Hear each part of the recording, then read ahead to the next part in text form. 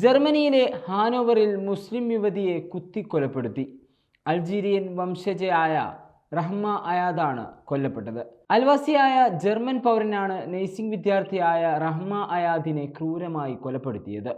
Arab വംശജയായതിനാലും ഹിജാബ് ധരിക്കുന്നതിൻ്റെയും പേര് പറഞ്ഞ് മാസങ്ങളോളം റഹ്മയെ വംശീയമായി പ്രതി അധിക്ഷേപിച്ചിരുന്നു. 2025 ജൂലൈ 4 രാവിലെ റഹ്മയുടെ അപ്പാർട്ട്മെന്റ് കെട്ടിടത്തിന്റെ പടിക്കെട്ടിൽ വെച്ച് പ്രതി നിരവധി തവണ ശരീരമാസകലം കുത്തുകയായിരുന്നു. റഹ്മയുടെ നിലവിളി കേട്ട് എത്തിയ അയൽവാസികൾ ഉടനെ അധികൃതരെ വിവരമറിയിച്ചെങ്കിലും അടിയന്തര സേവനങ്ങൾ എത്തുമ്പോഴേക്കും റഹ്മ മരണത്തിന് കീഴടങ്ങിയിരുന്നു. ജർമ്മനിയിൽ യുവതി റഹ്മയുടെ കൊലപാതകത്തെ ഹീനമായ കുറ്റകൃത്യം എന്ന് വിശേഷിപ്പിച്ച് അൾജീരിയൻ നാഷണൽ കമ്മ്യൂണിറ്റിയുടെ വിദേശ സെക്രട്ടറി സോഫിയാൻ ജൈബ് ജർമ്മൻ അംബാസഡറുമായി നടത്തിയ ചർച്ചയിൽ അൾജീരിയൻ പൗരന്മാരുടെ സുരക്ഷ ഉറപ്പാക്കാൻ ജർമ്മനി നടപടി സ്വീകരിക്കണമെന്ന് അദ്ദേഹം ആവശ്യപ്പെട്ടു. റഹ്മയുടെ മൃതദേഹം ജർമ്മനിയിൽ നിന്ന് അൾജീരിയയിലെ ഒറാനിലേക്ക് കൊണ്ടുപോകുന്നതിനുള്ള ചിലവ് അൾജീരിയൻ കോൺസുലേറ്റ് വഹിക്കുമെന്ന് അധികൃതർ അറിയിച്ചു. സുരക്ഷയ്ക്കും മെച്ചപ്പെട്ട ജീവിതത്തിനും വേണ്ടി യൂറോപ്പിലേക്ക് പോകുന്നവർ ഇത്തരത്തിൽ ദുരന്തത്തിൽ അവസാനിക്കുന്നു. ഒരു എക്സ് ഉപഭോക്താവ് ഇങ്ങനെ കുറിച്ചു: കൊലയാളി മുസ്ലിമും ഇര ജർമ്മൻകാരിയുമായിരുന്നെങ്കിൽ ഇത് ആഗോള വാർത്തയാകുമായിരുന്നു. അൽ അറബി TV റിപ്പോർട്ട് ചെയ്ത പ്രതിഷേധക്കാരൻ്റെ വാക്കുകൾ വിവാദമായി. ജർമ്മനി നീതിയുടെയും നിയമത്തിൻ്റെയും മൂല്യങ്ങൾ തിരഞ്ഞെടുത്തവർക്ക് മാത്രം നൽകുന്നുവെന്ന് മറ്റൊരാളും ആരോപിച്ചു. കുറ്റകൃത്യത്തെ ഒറ്റപ്പെട്ട സംഭവമോ മാനസിക രോഗമോ ആയി കണക്കാക്കാതെ വംശീയ ആക്രമണത്തിൻ്റെ ഭാഗമായി അന്വേഷിക്കണമെന്ന് നിരവധി പേർ ആവശ്യപ്പെടുന്നു. ജർമ്മനിയിൽ മുസ്ലിങ്ങൾക്ക് നേരെ വർദ്ധിച്ചു വരുന്ന അടിച്ചമർത്തലിൻ്റെ ഇരയാണ് റഹ്മ.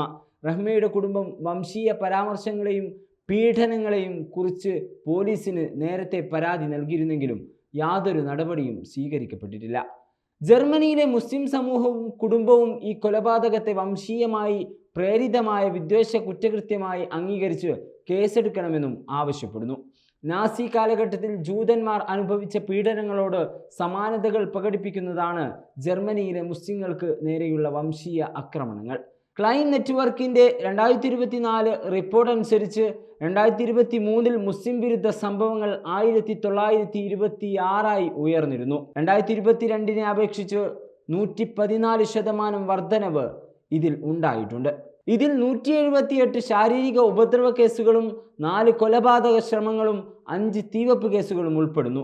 2023 ഒക്ടോബർ 7 ശേഷം ഇത്തരം സംഭവങ്ങൾ ഗണ്യമായി വർദ്ധിച്ചതായി DW.com റിപ്പോർട്ട് ചെയ്തു. നാസി ഭീകരതയുടെ പാഠങ്ങൾ മറന്നതായി തോന്നുന്ന ജർമ്മനി ഇപ്പോൾ ഗസയിൽ ഇസ്രായേലിൻ്റെ നടപടികളെ പിന്തുണയ്ക്കുന്നതിലൂടെ വിവാദങ്ങൾക്ക് വഴിവെക്കുന്നു.